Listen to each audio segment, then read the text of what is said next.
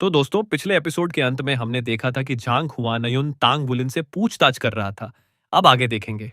झांग हुआनयुन ने एक ही नजर में समझ लिया था कि टांग वुलिन की कल्टीवेशन बस सोल किंग के स्तर की है। लेकिन यही बात उसे अंदर तक हिला रही थी। अगर वो सिर्फ सोल किंग है, तो उसके अंदर इतनी भयानक ताकत आखिर आई कहां से? उसके चेहरे पर जो हल्की मुस्कान थी, वो टांग वुलिन का परिचय सुनते ही गायब हो गई। श्रेक सेवन मॉन्स्टर्स का मौजूदा लीडर, उसने मन ही मन दोहराया। तो ये वही लड़का है जो श्रेक अकेडमी की बची हुई सबसे अहम उम्मीद है। कोई हैरानी नहीं कि एमोरस डूलो ने इसे सीधे मेरी ब्लड गॉड आर्मी में भेजा। लेकिन असली झटका तो उसे तब लगा जब टांग वुलिन ने अपनी उस क्षमता के बारे में बताया जिससे वो एबिसल क्रीचर्स को दबा सकता था, और यहां तक कि एबिसल एनर्जी को अब्सॉर्ब भी कर सकता था। ब्लड वन ने उसे युद्ध में आगे भाग लेने से रोक दिया था। इसका मतलब साफ था कि यह ताकत मामूली नहीं थी। झांग हुआ नयुन ने अपनी पूरी जिंदगी ब्लड गॉड आर्मी को समर्पित कर दी थी।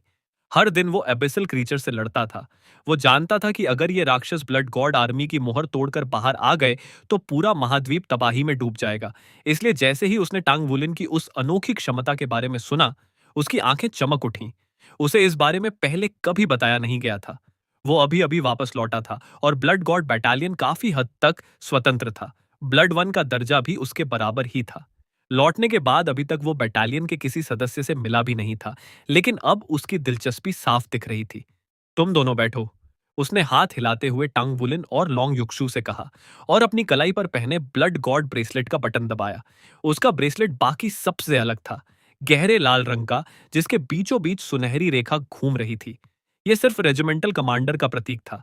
दूसरे और सीनियर अधिकारियों के ब्रेसलेट पर चांदी की रेखा होती थी। उसने कम्युनिकेटर जोड़ा।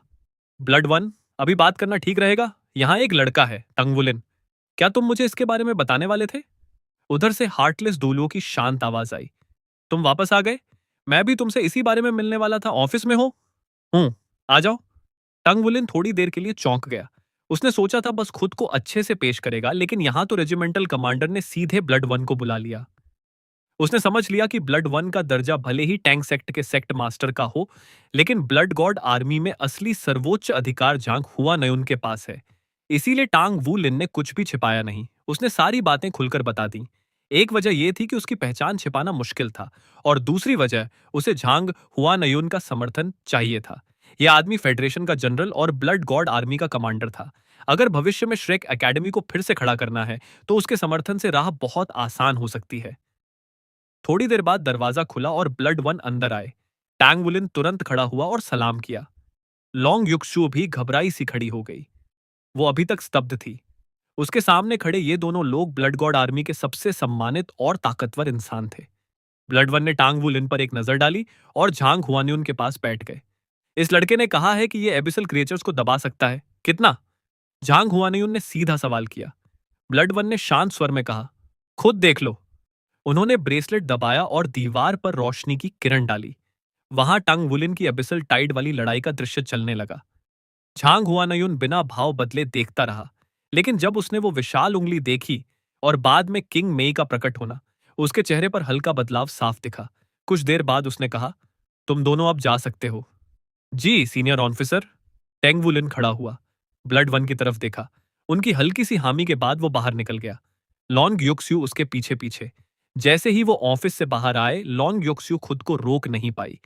ये सब क्या था? ब्लड गॉड बटालियन ने तुम्हें इसलिए लिया क्योंकि वो गोल्डन ड्रैगन स्पीयर की क्षमता को महत्व देते हैं? टांगवुलिन ने सिर हिलाया। शायद ऐसा ही समझ लो। लेकिन कमांडर ने तुम्हें इतनी आसानी से जाने कैसे दिया? टांगवुलिन हंसा। तुम लोगों को पढ़ना नहीं जानती क्या? क्या तुम्हें लगता है कि वो मेरे जैसे मामूली सेकंड लेफ्टिनेंट पर ध्यान देंगे?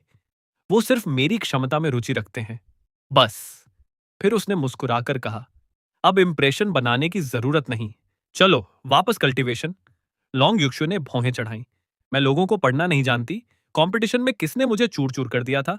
जब तुम नए नए आए थे, तब किसने तुम्हारी इतनी देखभाल की थी? टांग वुलिन ने हाथ जोड़ लिए। गलती हो गई सर, क्यों ना मैं आपको खाने पर ले चलूं? Window number 1, 10 plate. 10? आप इतना नहीं खा पाएंगी। नहीं खा पाई तो किसी के साथ बांट लूंगी, खाना बर्बाद नहीं होगा। टांग वुलिन ने हार मान ली। जैसा आदेश।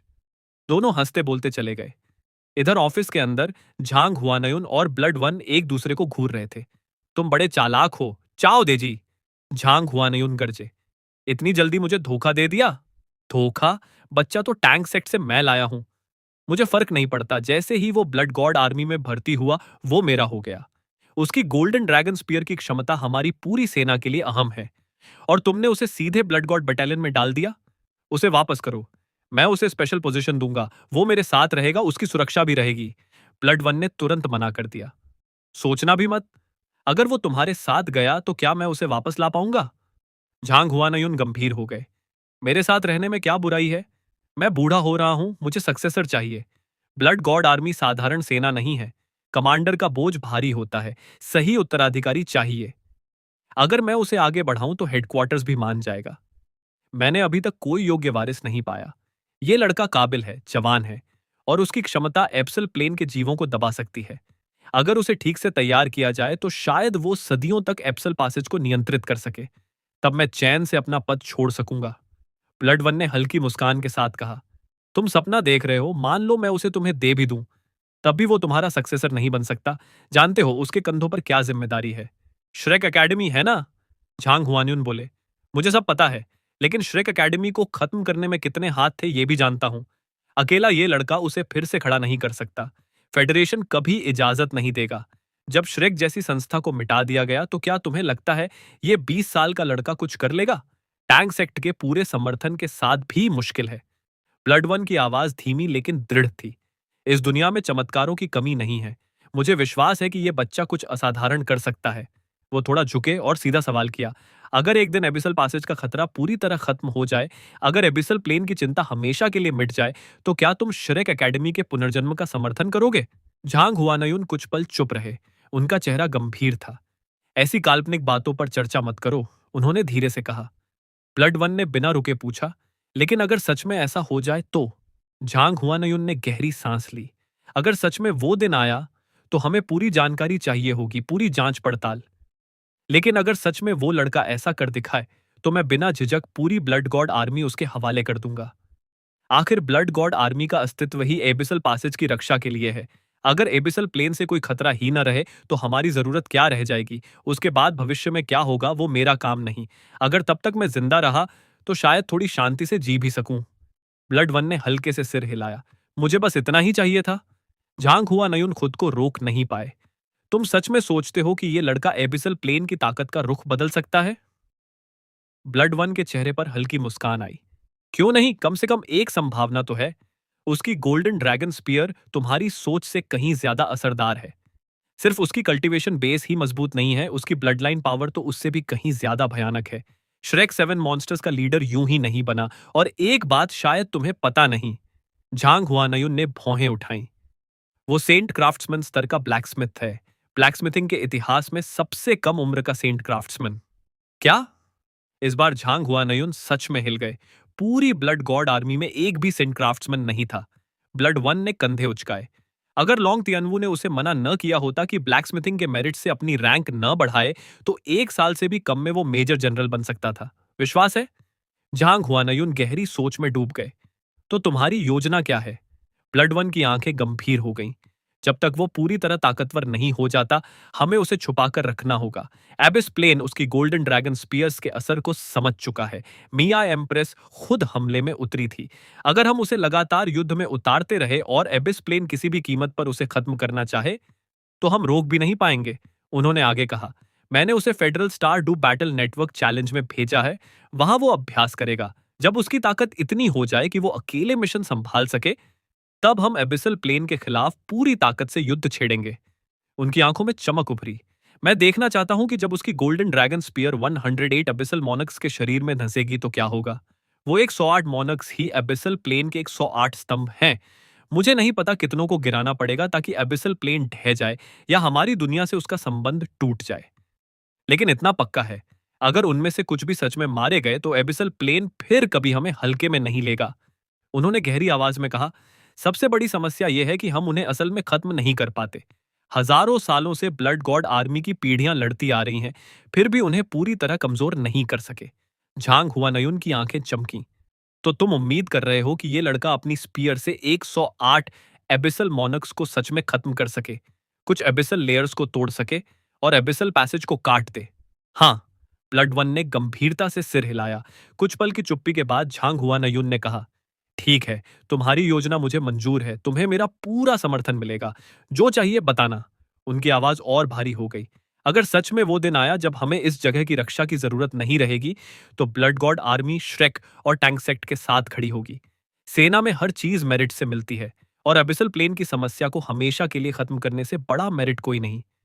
अगर वो कर दिखाए, तो चाहो तो ब्लड गॉड आर्मी को अपनी निजी सेना बना लेना, मुझे कोई आपत्ति नहीं। उन्होंने ब्लड वन की ओर देखा।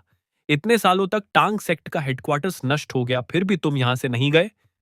मैं तुम्हारे इस भाव को कभी नहीं भूलूंगा। हार्टलेस डॉलुओ हल्के से मुस्कुराए। इन बातों का क्या मतलब? हमारा लक्ष्य एक ही है।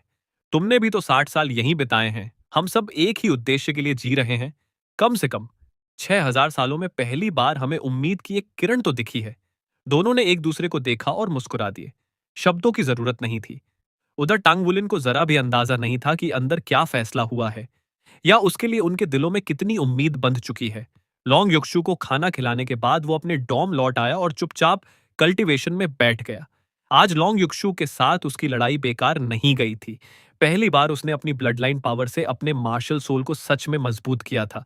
यह उसके लिए बहुत बड़ी बात थी। उसकी कुल ताकत एक छलांग में बढ़ गई थी। वो पालथी मारकर बैठा, गोल्डन ड्रैगन स्पीयर को पकड़ा और ध्यान में डूब गया। उसे महसूस हुआ कि उसके सोल पावर के भीतर ड्रैगन कोर की स्थिर शक्ति उसे सहारा दे रही है। उसका सोल पावर वॉर्टेक्स अब हल्की सुनहरी आभा लिए हुए था, जैसे ड्रैगन कोर से गहराई से जुड़ा हो। उसे धुंधला सा एहसास हुआ कि ड्रैगन कोर की कुछ ऊर्जा उसके सोल पावर वॉर्टेक्स में बस चुकी है। अगली बार ब्लड लाइन पावर से मार्शल सोल को मजबूत करना कहीं आसान होगा। आज का ध्यान सामान्य से ज्यादा लंबा चला। उसने अपने दिमाग में बिखरे विचारों को जोड़ना शुरू किया, साथ ही अपनी स्किल 1000 अक्यूजिंग फिंगर्स पास पर भी सोचता रहा। वास्तविक युद्ध से बेहतर शिक्षक कोई नहीं होता। अब जब सोल पावर और ब्लड लाइन पावर का मेल संभव हो गया था, तो आने वाले मुकाबलों को लेकर उसका आत्मविश्वास और बढ़ गया था। ओल्ड टैंग ने कहा था कि गोल्डन ड्रैगन 9 मूव्स के आखिरी 3 मूव्स उसे खुद बनाने होंगे।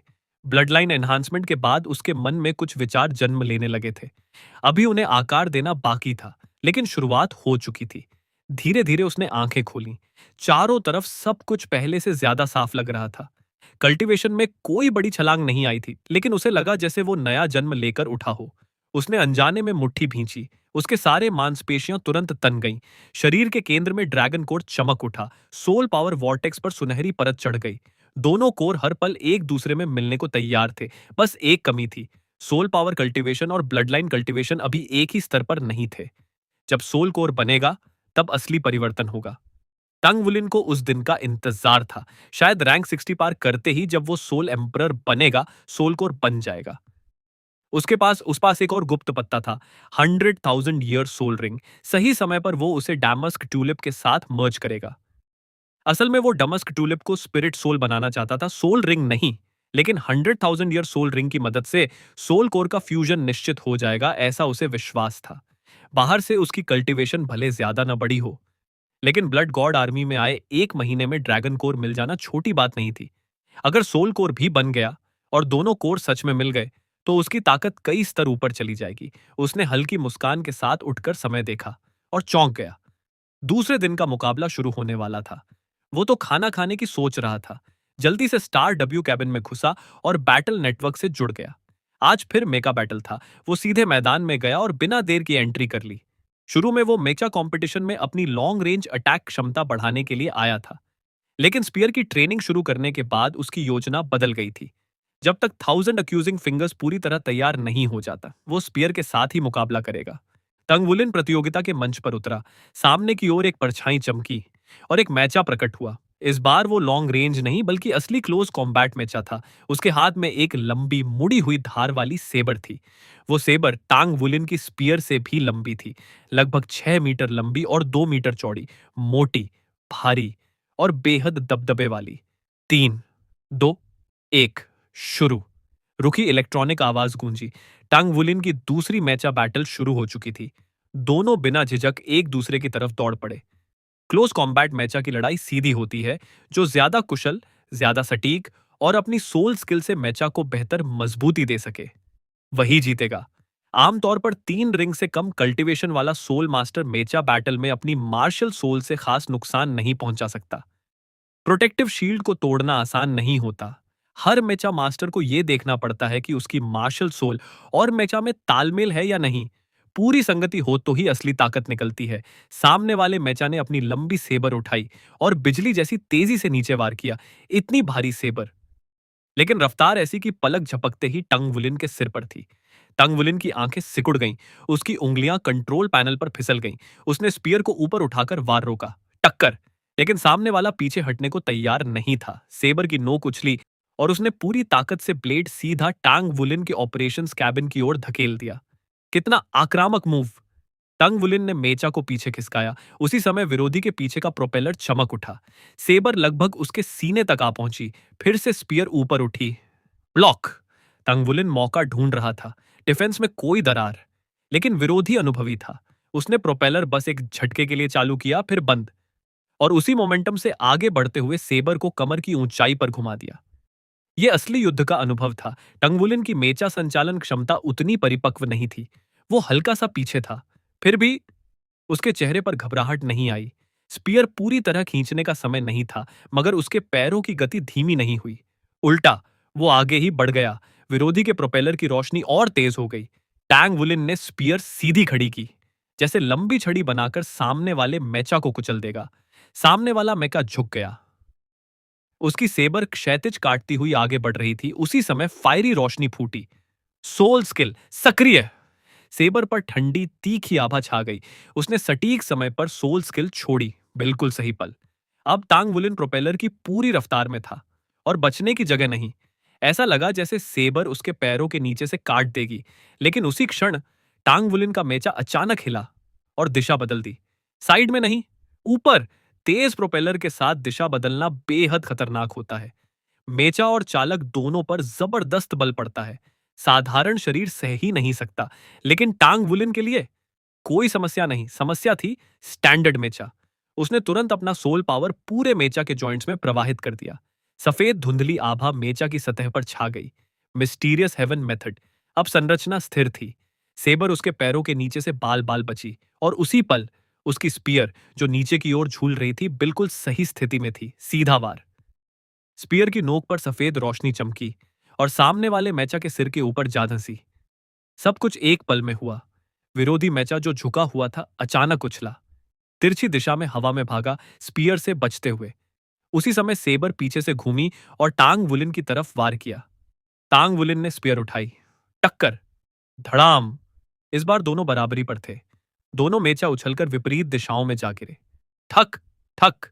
दोनों चालक गंभीर हो चुके थे। दोनों समझ गए, सामने मास्टर है। तंग वुलिन ने पहली बार किसी को इतने तरल, इतने सहज नियंत्रण के साथ मेचा चलाते देखा था।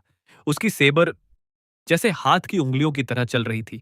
मेचा मानो उसके शरीर का हिस्सा हो, और उसकी रफ्तार साफ था, सोल पावर से प्रभावित। लेकिन टांग वुलिन का जोश बढ़ गया। उसने मार्शल सोल या ब्लड लाइन पावर नहीं इस्तेमाल की, सिर्फ सोल पावर से मेचा को एम्पलीफाई कर रहा था। वो जीतने की जल्दी में नहीं था, उसे अपनी स्पीयर टेक्निक सुधारनी थी।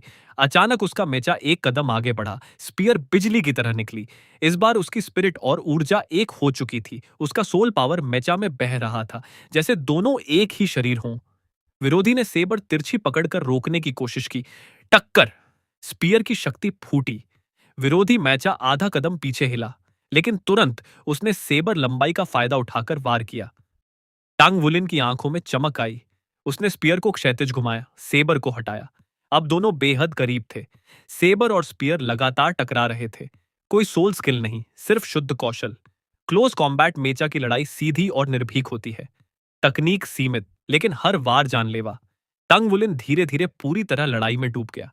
जब उसने सोल पावर मेचा में प्रवाहित किया, उसे लगा जैसे वो सच में मेचा के साथ एक हो गया है। उसकी मूवमेंट और फुर्तीली हो गई। लेकिन सामने वाला भी कम नहीं था। उसकी सेबर चौड़े चाप में घूमती, ऊपर नीचे बाएं दाएं। कोई खुला मौका नहीं, दोनों बराबर। कोई बढ़त नहीं। तंग वुलिन को यकीन हो गया, सामने वाला ब्लड गॉड आर्मी का मेचा मास्टर है।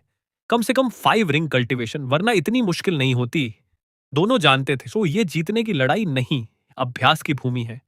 इसी बीच वो आर्मी के रेस्ट एरिया में स्टार डो बैटल नेटवर्क जोन में हंगामा मचा हुआ था। बड़ी स्क्रीन पर 30 स्टार डो कैबिन्स की लाइव बैटल्स चल रही थीं और अभी सबकी नजरें एक ही स्क्रीन पर जमी थीं। ये कौन है? इतना जबरदस्त क्लोज कॉम्बैट स्किल हमारे वेस्ट डिवीजन में ऐसा मास्टर कब से है? तीसरे बटालियन कमांडर भी इसे नहीं दबा पा रहे। कमाल है, मजा आ गया। स्क्रीन पर सेबर और स्पीयर की भिड़ंत चल रही थी। दोनों पूरी ताकत से भिड़े थे। इतनी तीव्र, इतनी संतुलित क्लोज कॉम्बैट मैचा बैटल का वेस्ट डिवीजन में मैचा मुकाबले शुरू होने के बाद शायद पहली बार देखने को मिल रही थी। और ये तो बस शुरुआत थी। दोनों मौका ढूंढ रहे हैं अपनी सोल स्किल छोड़ने का। जीत हार उसी पल तय होगी, लेकिन सामने वाला बहुत ताकतवर है। तीसरे बटालियन कमांडर की टेक्निक शानदार है, फिर भी वो हर वार का जवाब दे पा रहा है। देखा तुमने? प्रोपेलर चलाते हुए कई बार दिशा बदल दी उसने। पहले जो बाएं दाएं झूला था, कमाल था। अगर मैं होता तो अभी तक कट चुका होता। ये है कौन? हमारी तरफ का तो नहीं हो सकता। यहां कोई स्पीयर लेकर मैचा बैटल नहीं लड़ता। और तीसरे बटालियन कमांडर के स्तर का तो कोई है ही नहीं। आयरन ब्लड बटालियन में क्लोज कॉम्बैट में वो सबसे ऊपर हैं। पहले बटालियन कमांडर को भी उन्हें हराने के लिए ब्रूट फोर्स लगानी पड़े। ब्रूट फोर्स से क्या मतलब है तुम्हारा? अचानक जांग वुयुए की असंतुष्ट आवाज गूंजी। सैनिक ने जीप बाहर निकाली और हंसते हुए सलाम किया। नमस्ते सर। जांग वुयुए की नजरें पहले से ही बड़ी स्क्रीन पर जमी थीं। वो काफी देर से वहां खड़े थे। स्क्रीन पर चल रही स्पीयर और सेबर की टक्कर देखकर उनके हाथ भी खुजला रहे थे। इतनी ऊंचाई का क्लोज कॉम्बैट सच में दुर्लभ था। शुरुआत में स्पीयर वाला मैचा साफ पीछे था। उसकी चाल थोड़ी कच्ची और झटकेदार लग रही थी, लेकिन उसका नियंत्रण कमाल का था। वो ऐसे ऐसे मूव कर रहा था जो सामान्य मैचा कर ही नहीं सकता। और जैसे जैसे लड़ाई बढ़ी, स्पीयर वाला मैचा तेज होने लगा। उसकी चालें और भी तरल हो गईं। दोनों जल्द ही बराबरी पर आ गए। स्पीयर बिजली की तरह चल रही थी, अदम्य भावना के साथ। कई बार उसने विरोधी के वाइटल पॉइंट्स पर वार करके खुद पर आ रहे हमले को तोड़ा। उसकी प्रगति बहुत तेज थी। शुरू में वो स्पीयर से छल कर रहा था, अब असली वार कर रहा था। जांग वुयुए ने मन ही मन माना, अगर वो अंदर होते तो इन दोनों को हराने के लिए सच में ब्रूट फोर्स ही लगानी पड़ती। उनकी ताकत मार्शल सोल में थी, शुद्ध तकनीक में नहीं। धड़ाम धड़ाम धड़ाम। सब्र और स्पीयर लगातार 3 बार टकराई। अचानक तीसरे बटालियन कमांडर आधा कदम पीछे डगमगा गए। सब चौंक गए। अगले ही पल उनका मेचा लाल आभा से भर उठा। लंबी सेबर घूमी और इस बार पानी की धारा जैसी सेबर रेडियंस सीधी सामने की ओर चली गई। लगता है बटालियन कमांडर दबाव में हैं, नहीं तो खुद पहल नहीं करते, किसी ने कहा। टंग वुलिन का मेचा बेवकूफी से नहीं भिड़ा। उसने शरीर झुलाया और चालें बदल दी, एक के बाद एक अजीब लेकिन सटीक मूव। ये ये तो टैंक सेक्ट की गोस्ट परप्लेक्सिंग ट्रैक जैसी लग रही है। टैंक सेक्ट की गोस्ट परप्लेक्सिंग ट्रैक, हर डिसाइपल की बुनियादी टेक्निक, हजारों वेरिएशंस, लेकिन असली युद्ध में बेहद असरदार। लेकिन ये टेक्निक इंसान के शरीर के लिए बनी थी। मेचा में इसे लागू करना लगभग असंभव, क्योंकि कई मूव में शरीर को मरोड़ना पड़ता है, जो मेचा के लिए कठिन है। फिर भी तांगवुलिन का मेचा वही चालें दिखा रहा था। पीछे का प्रोपेलर पूरी रफ्तार से जल रहा था और वो फुल स्पीड में गोस्ट परप्लेक्सिंग ट्रैक चला रहा था। अविश्वसनीय। तीसरे बटालियन कमांडर की नजर धुंधली हो गई। अभी वो सामने था। अगले ही पल स्पीयर सीधी कैबिन की ओर आ रही थी। उनकी सेबर अभी पूरी तरह वापस नहीं आई थी। बिना झिझक उन्होंने सोल स्किल जलाई। लाल सुनहरी लपटें उनके शरीर से निकली, प्रोटेक्टिव शील्ड से मिल गईं। सेबर पूरी ताकत से क्षैतिज घूमी। अब उन्हें बचना नहीं था। योजना साफ थी, सोल स्किल से स्पीयर रोकना और सीधा वार करके दुश्मन को घायल करना। स्पीयर प्रोटेक्टिव शील्ड से टकराई। अचानक तीसरे बटालियन कमांडर को चक्कर आया। एक जबरदस्त दबंग आभा कैबिन में घुस गई। उनका सोल पावर एक पल के लिए रुक गया। शील्ड ने वार रोक लिया, लेकिन स्पीयर से निकली चेतना, स्पीयर्स कॉन्शियसनेस पास कैबिन के अंदर तक पहुंच गई। उनकी सेबर एक पल को थम गई। लपटें कमजोर पड़ गईं। उसी क्षण टांग वुलिन ने अपने मेचा का प्रोटेक्टिव शील्ड पूरी तरह सक्रिय किया। जबरदस्ती सेबर को रोका और स्पीयर फिर से आगे बढ़ाई। इस बार स्पीयर सुनहरी हो चुकी थी। उसकी ब्लडलाइन पावर उसमें भर चुकी थी। वो और मैचा एक हो चुके थे। स्पीयर्स कॉन्शियसनेस फूटी। धड़ाम। तीसरे बटालियन कमांडर की नजर अंधेरी हुई और वो प्रतियोगिता से बाहर कर दिए गए। बड़ी स्क्रीन पर सबने बस इतना देखा, गोस्ट परप्लेक्सिंग ट्रैक से बचाव, तीसरे बटालियन कमांडर का शानदार काउंटर, परफेक्ट शील्ड, और फिर अचानक उनकी डिफेंस ढह गई। स्पीयर ने सीधा कैबिन भेद दिया। ये जानबूझकर तो नहीं हारे, एक मेजर चिल्लाया, क्योंकि और कोई वजह समझ नहीं आ रही थी। स्टार डब्ल्यू कैबिन खुला। तीसरे बटालियन कमांडर बाहर निकले, चेहरा भारी। भीड़ तुरंत घिर गई। सर, क्या हुआ? आखिरी पल में कैसे चूक गए? उन्होंने गुस्से में कहा। चूका? मैं नहीं चूका। मैंने स्पीयर रोक ली थी, लेकिन उसके बाद एक अजीब ताकत कैबिन में घुसी। मैं एक पल के लिए जम गया। सोल स्किल जारी नहीं रख पाया। समझ नहीं आया क्या था। जैसे कोई स्पिरिचुअल शॉक हो, लेकिन सोल स्किल नहीं। स्पीयर्स कॉन्शियसनेस? जांग वुयुए आगे आए। तीसरे बटालियन कमांडर का चेहरा बदला। हाँ, कुछ वैसा ही लगा। ओल्ड जांग, तुमने महसूस किया है पहले? जांग वुयुए ने आंखें सिकोड़ ली। महसूस किया है, लेकिन वो लड़का नहीं हो सकता। उसकी स्पीयर्स कॉन्शियसनेस इतनी ताकतवर नहीं होनी चाहिए। और मेचा में तो बिल्कुल नहीं। तुम्हारी किस्मत खराब थी। उधर तंग वुलिन पूरी संतुष्टि के साथ कंपटीशन से बाहर आया। एक और जीत, लेकिन उससे भी ज्यादा सीख। आज की लड़ाई ने उसे बहुत कुछ सिखाया। मेचा और खुद को एक करना।